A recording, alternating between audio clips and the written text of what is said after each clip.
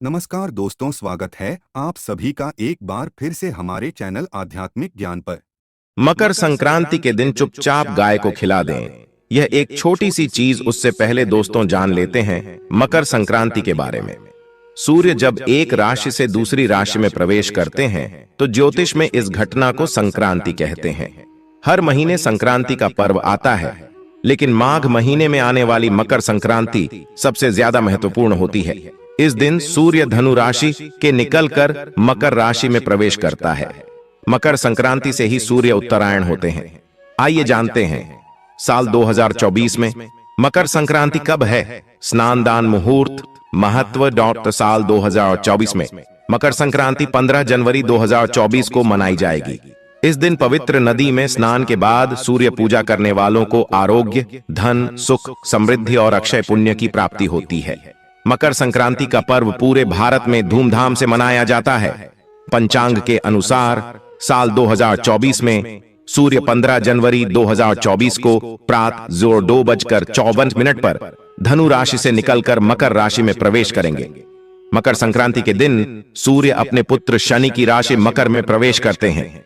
मान्यता है कि मकर संक्रांति के दिन पानी में काला तिल और गंगा जल मिलाकर स्नान करने से कुंडली के ग्रह दोष दूर होते हैं। सूर्य और शनि दोनों की कृपा मिलती है। मकर संक्रांति के दिन से सूर्य उत्तर दिशा की ओर गति करते हैं। इस अवधि में सूर्य का तेज अधिक होता है।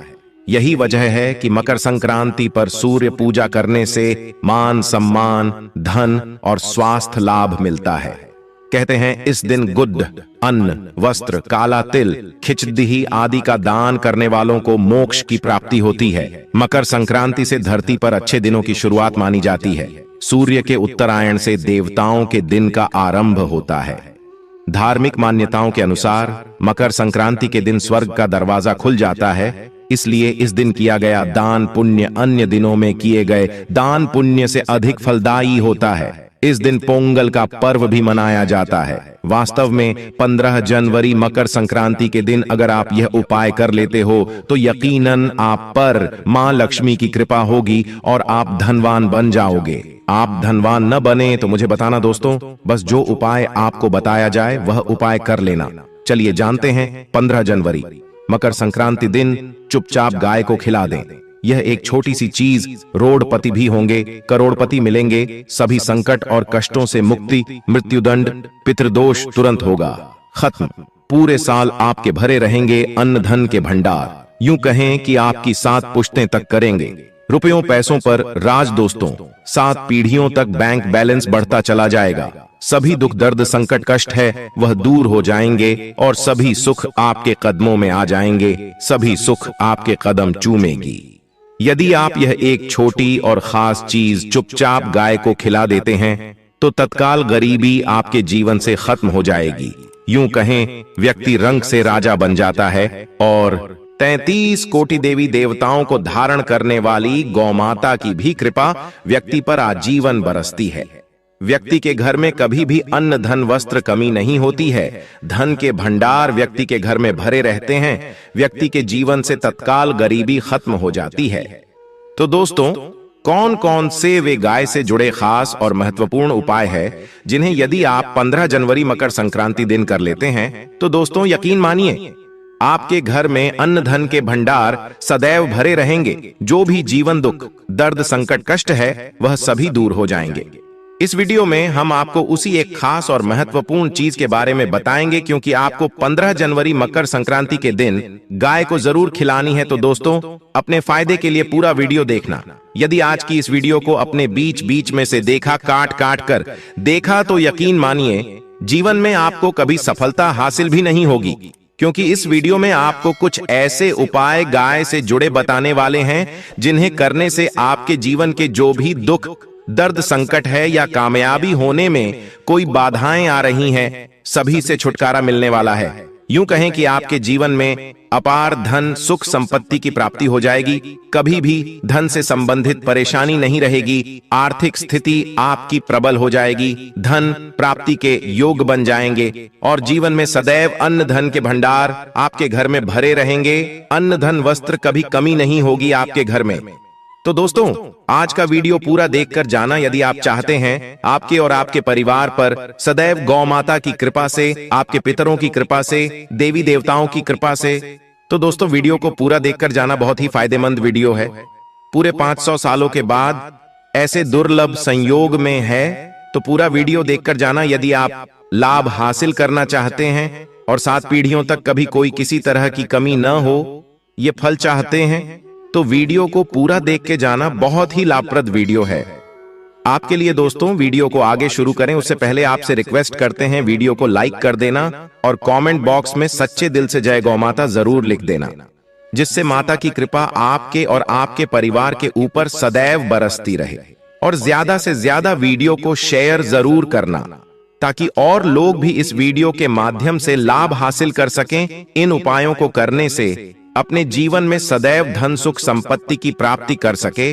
तो शेयर करना ना भूलें इस वीडियो को, जिससे और लोगों का भी भला हो। आपको बता दें, इस दिन तीर्थ स्नान करना बहुत ही फलदायी समझा गया है। यदि कहीं तीर्थ स्थान पर पवित्र नदी में स्नान करना संभव न हो, तो आप क्या करें? घर पर ही नहाने वाले पानी में गंगा जल की कुछ बूंदें डालकर स्नान कर लें।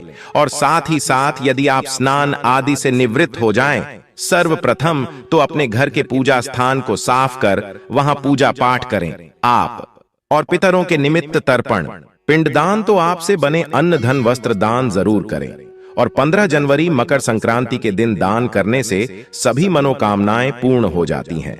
15 जनवरी मकर संक्रांति के दिन विशेषकर पूर्वजों की पूजन के लिए बहुत ही शुभ फलदायी समझा गया है। मकर संक्रांति के दिन पिंड दान करने से पूर्वजों की आत्मा को शांति मिलती है और उनको मोक्ष मिलता है। और आपको बता दें, इस बार जो इस दिन पितृ पूजा के साथ साथ हनुमान जी, मंगल देवता और भगवान शनिदेव की भी पूजा जरूर करनी चाहिए। आपको बता दें कि इस दिन यदि आप हनुमान जी और मंगल देवता भगवान शनिदेव की पूजा करते हैं, तो मंगल का ग्रह जनित दोष भी दूर हो जाता है। व्यक्ति के जीवन में धन सुख संपत्ति की प्राप्ति हो जाती है, समस्त मनोकामना व्यक्ति की पूर्ण हो जाती है। और दोस्तों, साथ ही साथ अब बात करें आपको उस दिन, मतलब ये जो मकर संक्रांति के दिन है, इस दिन आपको एक उपाय तो जरूर करना है। गाय का उपाय बताने से पहले एक उपाय आपको बता दें, इस उपाय को जरूर करें। क्या करें कि शाम के समय पीपल के पेड़ के नीचे आपको सरसों का चौमुखी दीपक, आटे का दीपक बनाना है। चौमुखी, उसमें आपको कलावे की बाती लगाकर सरसों के तेल का दीपक जला देना है और बीच में 2 साबुत फूल वाले लौंग भी डाल दें। फिर देखिए कैसे चमत्कार आपके जीवन में होता है। शाम के समय जलाकर उसे छोड़े, मनोकामना मांगकर। दोस्तों, 21 दिनों के अंदर आपकी वह मनोकामना पूर्ण न हो जाए तो हमें बता देना। बहुत ही प्रभावशाली उपाय बताया मैंने आपको, बहुत ही दुर्लभ से दुर्लभ है। इस बार नए वर्ष को उपाय को जरूर करें। यह उपाय जो है बहुत ही आपको लाभ देगा।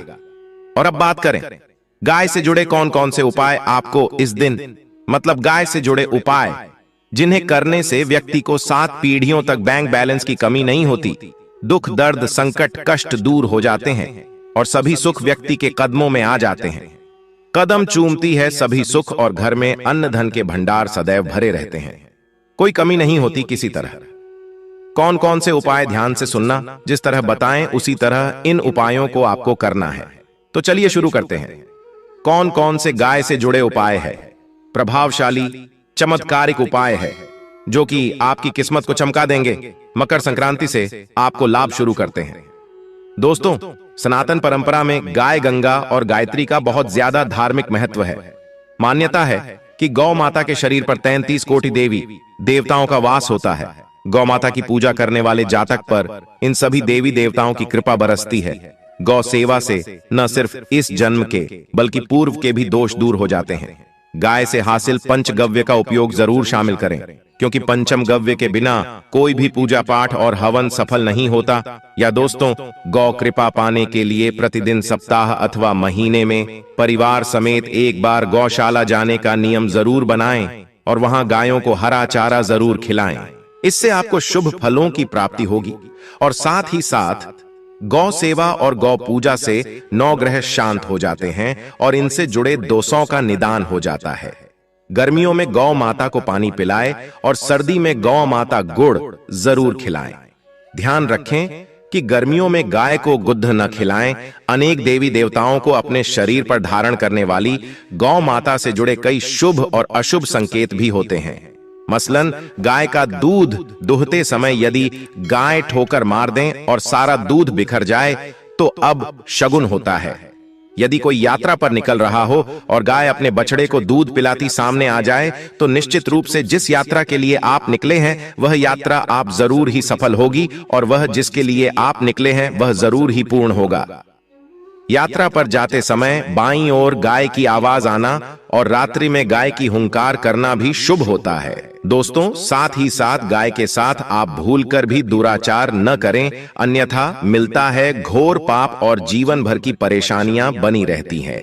जी हां दोस्तों, गाय को राष्ट्रीय पशु बनाए जाने और इन्हें मौलिक अधिकार दिए जाने की बात हो रही है तो सवाल उठता है, गाय संस्कृति का अहम हिस्सा है, तब भी गाय के साथ लोग खराब व्यवहार कैसे कर लेते हैं। गाय दर दर भटकती रहती है भरपेट, इन्हें चारा तक लोग नहीं देते।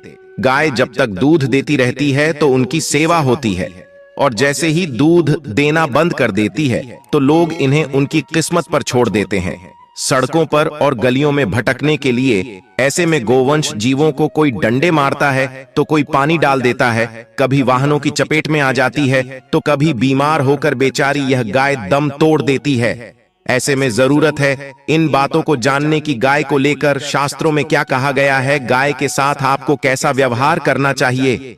दोस्तों, गाय को कभी भी मारना पीटना नहीं चाहिए। शास्त्रों में गाय को माता का दर्जा दिया गया है। गाय को मारने वाला माता को मारने पीटने वाले के समान पाप का भाग्य समझा जाता है। नरक लोक में वर्षों तक कष्ट भोगना पड़ता है, अगले जन्म पशु योनि में मिलता है। कथा है कि गौतम मुनि ने गलती से गाय को डंडा मार दिया था जिससे गाय की मृत्यु हो गई थी और इस पाप से मुक्ति के लिए इन्हें वर्षों तक तपस्या करनी पड़ी।